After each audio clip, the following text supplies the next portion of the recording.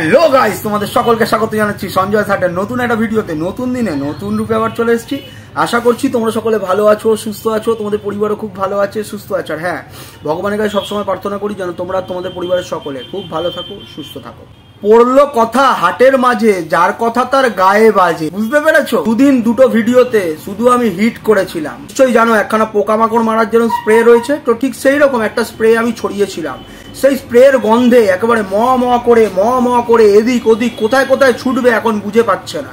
শুধু দুটো ভিডিওতে স্প্রে করেছি, তার জ্বালায় এদিক ওদিক কোথায় ছুটবে কোথায় দৌড়াবে কিচ্ছু বুঝতে পারছে না।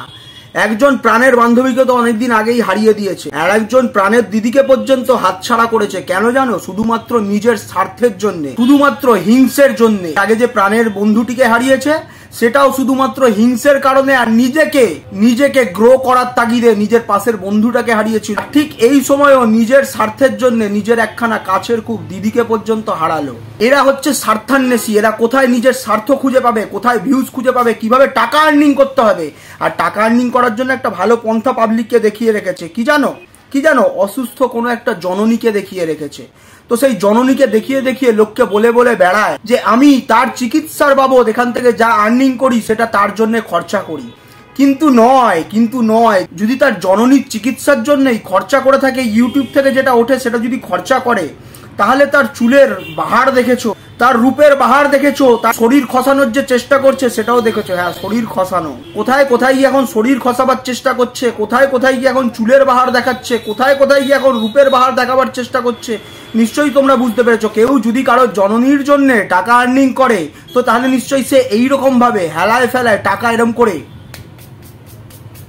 ওড়াতে পারে না। বুঝতে পেরেছো? তো আরো বড় জিনিসে আসি, যেটা হচ্ছে সন্তানদের নিয়ে, একে নিয়ে তাকে নিয়ে অনেক ধরনের কথাবার্তা বলে। অথচ এখন তোমরা জানো প্রতিটা ইংলিশ মিডিয়ামের স্টুডেন্টদের পরীক্ষা চলছে। বেশিরভাগ যত বোর্ড রয়েছে সব বোর্ডের এখন অ্যানুয়াল এক্সাম চলছে।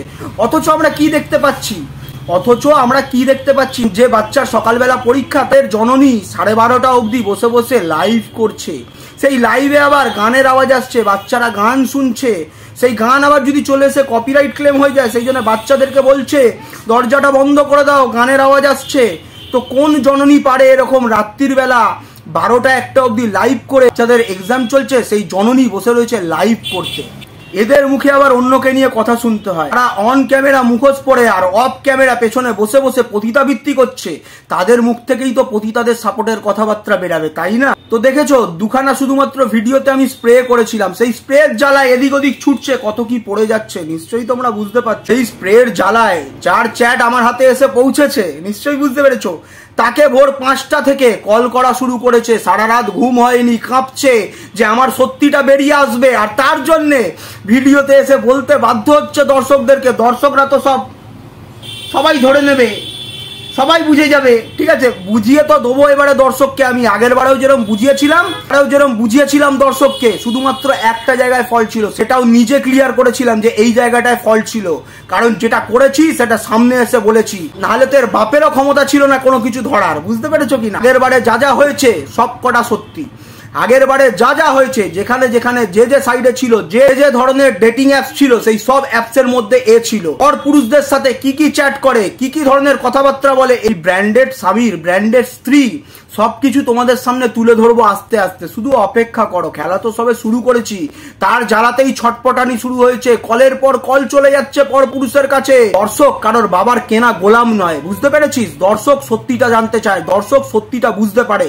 তো সত্যিটা তুলে আনবো এইবারে। আমি যখন শুরু করেছি মিথ্যের বিরুদ্ধে প্রতিবাদ, তখন প্রতিবাদ আমি চালিয়ে যাব। আর তোদের মুখোশগুলো, এই নোংরা মুখোশগুলো, অন ক্যামেরা এক ধরনের মুখোশ দেখানো, আর অফ ক্যামেরা কি করে বেড়াস, সেইগুলো তুলে ধরার দায়িত্ব আমার। ঠিক আছে, আগের বারেও যেরকম তুলে ধরেছি, এই বারেও সেরকম তুলে ধরবো। তুই কোথায় পালিয়ে বেড়াস আর কাকে কমেন্ট করে বেড়াস এখন সেটিং ফিটিং করার জন্য কর। যাকে কমেন্ট করছিস সে বুঝে গেছে তুই কি জিনিস। এখন এই ব্র্যান্ডেড স্বামীর পতিতা স্ত্রী, নিশ্চয়ই বুঝতে পেরেছো, এখন এক পতিতার সমর্থন করছে। পতিতা এখন সিন্ডিকেট রাজ চালিয়ে দর্শকদের মুখ পর্যন্ত বন্ধ করার চেষ্টা করছে। আর এখন বুঝতেই পারছো, আর একটা নতুন খেলা শুরু হয়েছে, আবার সেই পুরনো পাপির কাছে ফিরে যাচ্ছে। কেন জানো? কারণ ভাইয়ের অবস্থা তো খারাপ করে দিয়েছে।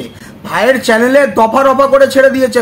ভাইকে টাকার লোভ দেখিয়ে মিথ্যাচারিতা করিয়ে করিয়ে ভিডিওর ভিউজ পাওয়ার চেষ্টা করিয়েছে। এবারে জানে যে ভাইয়ের পোয়া মারা গেছে, এবারে আর এক ভাইয়ের কাছে ছুটছে। কেন জানো? কারণ এ পুরুষ, আর নিশ্চয়ই বুঝতে পারছো এইটা ছাড়া কিচ্ছু জানে না। এই পতিতা এইটা ছাড়া কিচ্ছু জানে না, কোনো নারীকে সমর্থন করে না। এ গতকালও বলেছে লাইভের মধ্যে যে আমি না ঝিমিকে সাপোর্ট করি, না আমি ঈশানীকে সাপোর্ট করি। নিশ্চয়ই বুঝতে পারছো এর শুধু পুরুষের প্রতি আকৃষ্ট, আর প্রতিটা সংসার নষ্ট করার চেষ্টা করে যাচ্ছে কন্টিনিউ। দুটো বাচ্চার মেয়ের মাথা খেয়ে খেয়ে জীবনটাকে নষ্ট করার চেষ্টা করছে, যেমন তার ভাইয়ের মাথা খেয়ে খেয়ে ভাইয়ের চ্যানেলটা দফারফা করেছে। এবারে ঠিক আবার তিনজনের জীবন নিয়ে খেলার চেষ্টা করছে। খেলাবো তোকে পতিতা, খেলাবো, ঠিক টাইমে বললাম তো নাববো, আর তোর মুখে এমন এমন সপাটে জুতো ফেলবো। এর আগের বারে যা যা খেলা তুই খেলিয়েছিস ওই বাচ্চা মেয়েটাকে দিয়ে, সব আস্তে আস্তে বেরাবে, অপেক্ষা কর তুই। তো আপাতত ভিডিওটা এইটুকুনি রাখলাম, আবার একটু স্প্রে দিয়ে গেলাম, কারণ এই স্প্রে জ্বালাতেই একটু জ্বলুক, তারপরে তো ঠিক টাইমে মোক্ষম ওষুধটা দেবো। তো আপাতত টাটা।